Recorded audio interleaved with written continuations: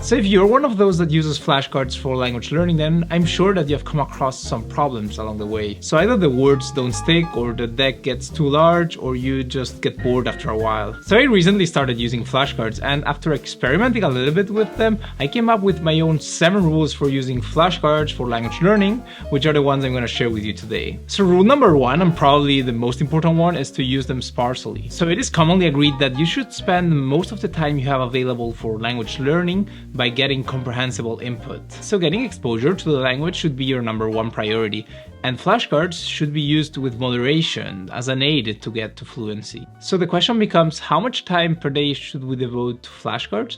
And to this, Luca Lampariello said that it should probably be at around 5 to 10% of the total time that we have available for language learning. If you want to use flashcards because they got this dopamine shot, they want to do Duolingo, that's fine, but that would be 5% of the time that you spend every day on language learning. So that percentage should probably vary depending on your goals, on your personal preferences, and on your learning styles. But I would say that that 5 to 10% percentage is pretty much in line with my own experience learning foreign languages. And not only because I also believe that we should spend most of our time getting comprehensible input, but also because I've noticed that if we spend too much time with flashcards, then the activity might become boring. So if you don't follow this rule and spend a considerable amount of time with flashcards, then you'll probably have the same feeling me and many other people have, which is that it will get tiresome and kind of dull after a while. And when that happens, we're a bit more likely to stop using flashcards altogether, which is something we probably want to avoid, right? Because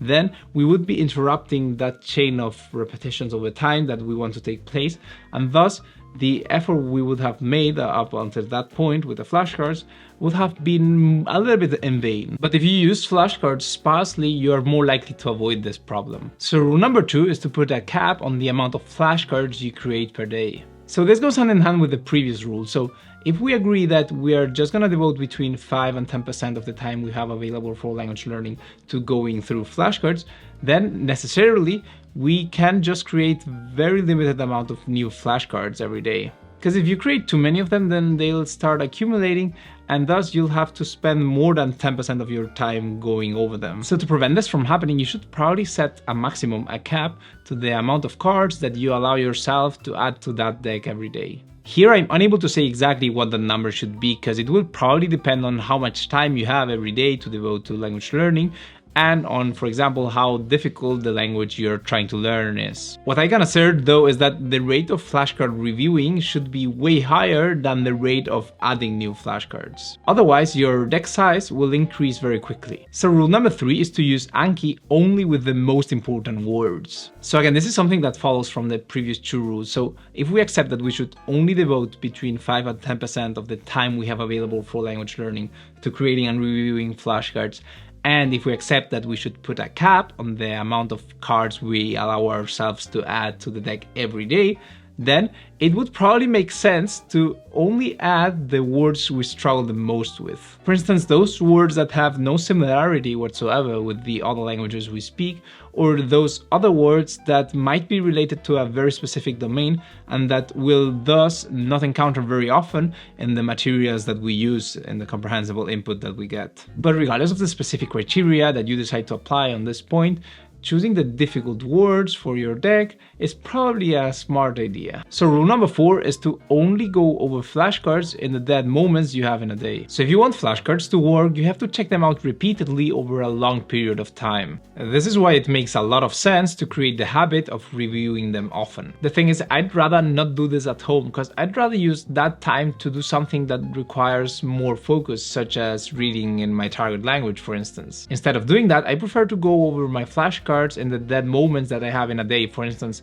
when I'm at the doctor's or when I'm waiting for a bus. So given that we should only devote a small part of our language learning routine to flashcards, then it will suffice to do it the way I'm telling you, right? Because if you just use the 5 minutes you have in the morning and those 3 spare minutes you have in the afternoon, then that's enough to call it a flashcard day. What's more, creating this habit will increase your chances of sticking to flashcards in the long run, because now you have made this activity more enjoyable. Because instead of packing all of this flashcard checking into one time slot, you are distributing it into 2 or 3 different ones, which makes it a little bit less of a drudge. So the 5th rule is that whenever you go over flashcards, you should say the answer out loud. So I would say there are mainly 2 reasons as to why this is a good idea. The first one is that it will help you better remember that word, because you are increasing the amount of channels through which you're perceiving it. The second one is that this way you can be 100% sure that you actually knew the word contained in that flashcard. Because if you don't do this, you might actually fool yourself. Because you might flip the flashcard and at that point,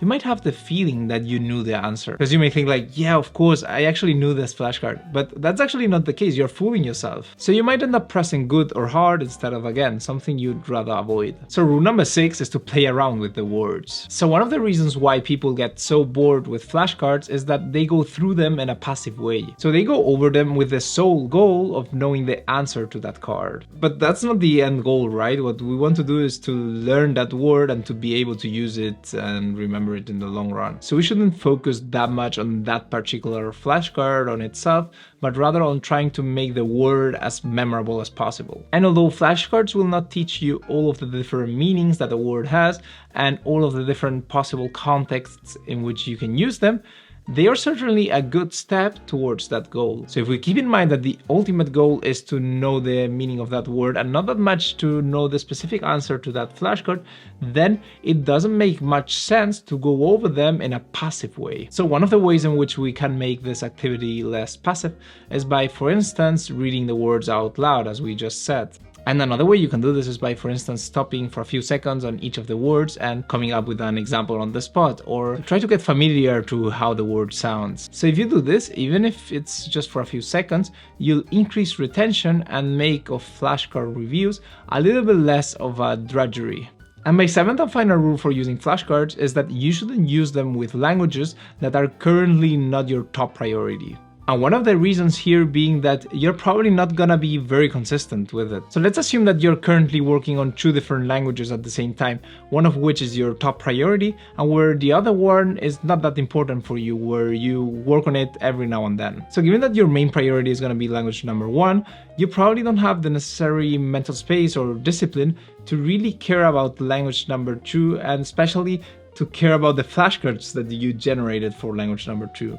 And if you're inconsistent with flashcards, this will render them rather ineffective. And the second reason being that it probably doesn't make much sense to devote around 10% of the time you have available for studying language 2 to flashcards. So let's say you just have between 15 and 20 minutes per day to devote to language 2.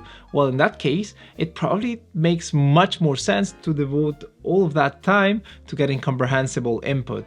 Use flashcards just with the language you're really focused on, because that way you can make sure that you have the discipline and the motivation to go over them on a periodic basis. So that was it for today. If you're interested in learning more about my experience with Anki, then you can check out this video here and you can subscribe over here.